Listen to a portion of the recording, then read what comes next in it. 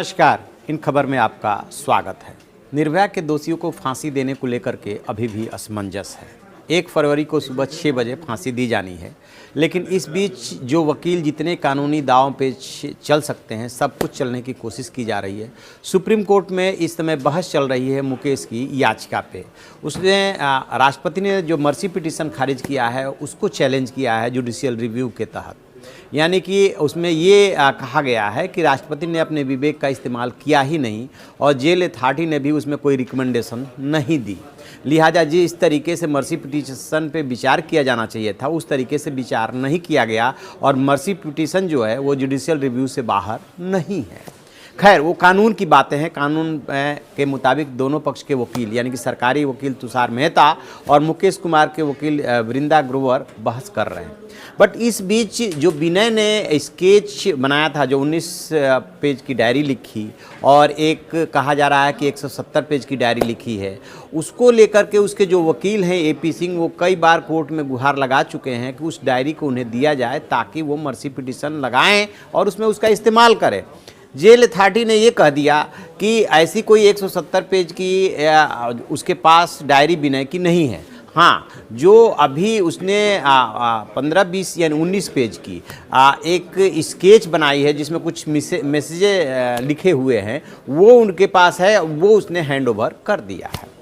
उसमें जो है आप इस विनय द्वारा बनाए गए स्केच को और मैसेज को, साथ में मैसेज भी है, जब आप देखेंगे तो लगेगा कि विनय जैसे उस वाकये को लेकर के पश्चाताप कर रहा है। सबसे बड़ी बात तो उसका नाम ही रखा है दरिंदा। और सबसे बड़ा सवाल ये है कि आखिरकार उसने ये नाम क्यों चुना। तो दरअसल उसके कानों तक जब ये बात पहुंची, जेल में बातें तो पहुंचती ही है कि बाहर बहुत तेज़ रिएक्शन है और लोग तुम लोग को दरिंदे के नाम से पुकारते हैं, तो उसने अपनी डायरी का नाम ही रख दिया दरिंदा। और उसमें जो शुरुआत कर रहा है वो कई उसमें अच्छे मैसेज भी है। उसमें अपनी मदर के लिए वो लिख रहा है। उसके बाद मैं उसकी बात कर रहा हूँ जहाँ उसने दरिंदा लिखा और दरिंदे से फिर उसकी शुरुआत करता है। शुरुआत करने के बाद आई लव यू मॉम यानी कि अपनी माँ के लिए लिख रहा है। एक स्केच बनाया है किसी महिला का और उसमें भी आई लव यू लिख करके छोड़ दिया है। ये अनुत्तरित सवाल है कि वो महिला कौन है, उसके बारे में कुछ नहीं पता। अलग अलग तरीके से उसका इंटरप्रिटेशन किया जा रहा है। क्या विनय पश्चाताप कर रहा है निर्भया को लेकर के? उसे वाकई में पश्चाताप है कि इसने जो कुछ भी किया वो बहुत ही गलत किया। फिर एक पेज पे जा कर के वो अपने दोस्त हैं राजू, कमल, रोहित और दिनेश, उनके लिए मैसेज लिखता है कि मैं तुम लोग को बहुत याद करता हूँ, तुम लोग को मिस करूँगा वगैरह वगैरह।